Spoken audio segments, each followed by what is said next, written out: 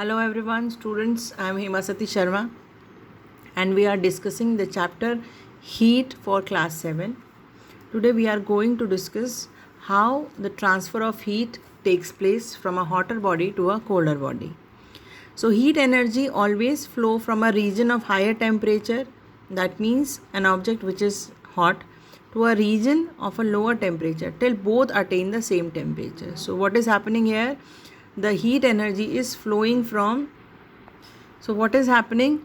Heat is flowing from high temperature to a region of lower temperature, and till what time that heat keeps flowing? Heat keeps flowing till the time both the objects attain the same temperature. So once that same temperature is attained by both the objects, the heat transfer will stop, and this phenomena is called transfer of heat. The mode of heat transfer are three, which are conduction, convection and radiation. So the transfer of heat occurs with three modes. These are conduction, and the transfer of heat occurs in solid, gas and liquid. Transfer of heat may occur through convection, which occurs in liquid and gases, and transfer of heat occurs through radiation, and no medium is required in this transfer. Heat transfer. What is heat transfer? So we have studied that heat generally transferred from an area of a high temperature to an area of low temperature. The transfer of heat can only occur if there is a temperature difference between two locations. That means heat always transfer from a area of high temperature to an area of low temperature, and heat is always transferred from a hotter area to a cooler area. Now, so we can say that there are three main ways by which transfer of heat occurs are conduction, convection and radiation. What is conduction? Conduction is a transfer of heat from a hotter part to a colder part of an object due to collision of its particle without actual movement of the particle from their position. So what is happening here? If the particles in the object are tightly packed, therefore that means they are dense in structure. So what will happen when they get one particle will get the heat energy? By getting the heat energy, it will start vibrating. Since it will start vibrating, it will collide with the particle which is adjacent to it. Now, and it will transfer some amount of heat energy to the adjacent particle. Now the adjacent particle will start moving, vibrating, and hence it will transfer some of the heat energy to the next particle, and this way the heat will transfer from one particle to the last particle, and there is no movement of the particle from their position. The particle is actually at its own position, but it is vibrating.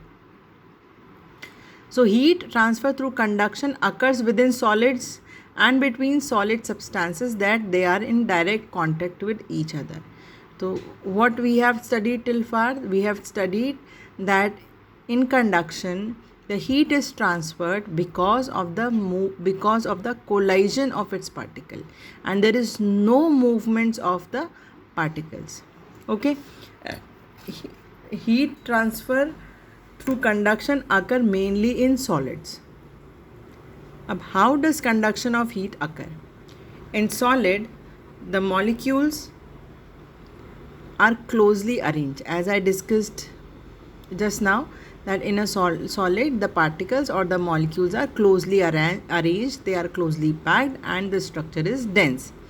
So when a solid is heated, the molecules near the source of heat gain thermal energy or the heat energy, and because of that energy they begin to vibrate faster.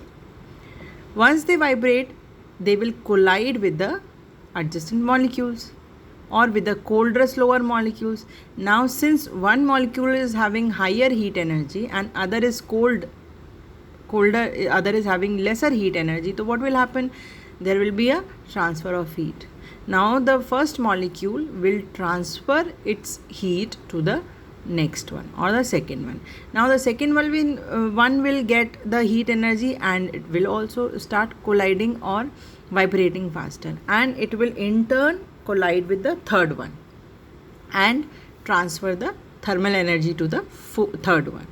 So this way the solid total solid object become warm and the transfer of heat occurs. So here in this example you can see it is a flow of heat through a metal strip. So here this is the candle and this point is coming in contact with the source of heat. But if you touch this point also, what will you see? That this also becomes warm.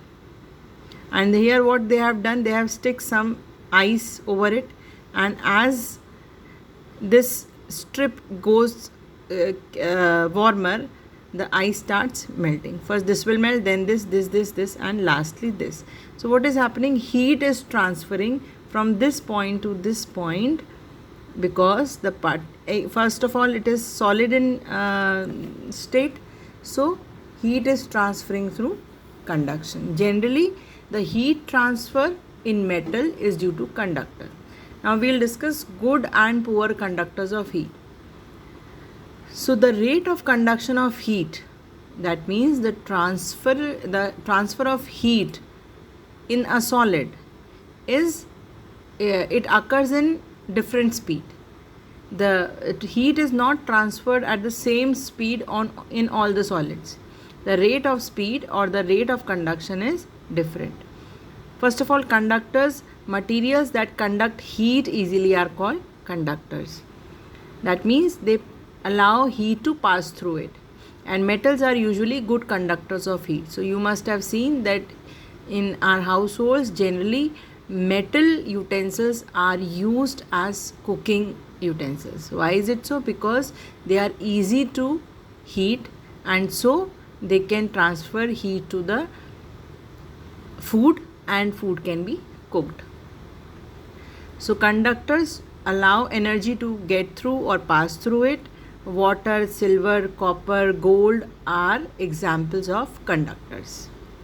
Materials that do not allow the conduction of heat are called insulators, and examples are wood, cotton, rubber, clay and cork.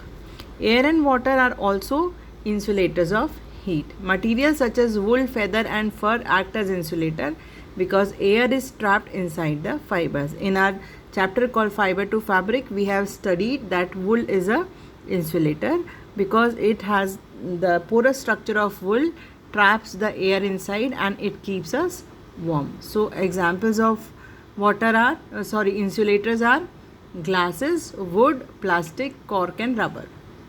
So this is the difference. Conductors and insulators. Conductors are the materials that easily allow heat to pass through it. Insulators, materials that do not easily allow heat energy to pass through. Examples of conductors are iron, copper, aluminum and metals, and examples of insulators are wood, plastic, cloth and blankets. And what are the practical application of conduction? Pans which are used for cooking are usually made up of metals such as steel, copper or aluminum, and these are good conductors. While their handles, you must have observed that most of the pans which are used in cooking or pressure cookers, they have black handles, and when you hold that hot pressure cooker with the black handle, you will not feel the heat. Why is it so? Because the black substance or the plastic which is used to make handle is an insulator. So what it is doing, it is not allowing the heat to pass through it. Clothes made up of fur trap air inside them, and this way what you know that air is a poor conductor of heat, and this way this air acts as an insulator. So it prevents heat from escaping, keeping our body warm. What are the examples of conduction? The heat from a hot coffee makes the cup also hot. So what it is? It is the example of conduction. A metal spoon becomes hot if it is kept in the boiling water inside the cup. Why? Because heat here is transferred through conduction. When you iron a shirt, what happens? Iron is hot and the shirt is cold, and after some time if you kept the switch off, so what happens? The iron becomes cold and shirt becomes hot. So this process is occurring through conduction. An ice cube, if you take an ice cube in your hand, what will happen? After some time, the ice cube will melt. Why? Because your body heat is transferred to the ice cube. Okay, and this heat transfer is through the process of conduction. In our next class, we will be taking convection. Thank you.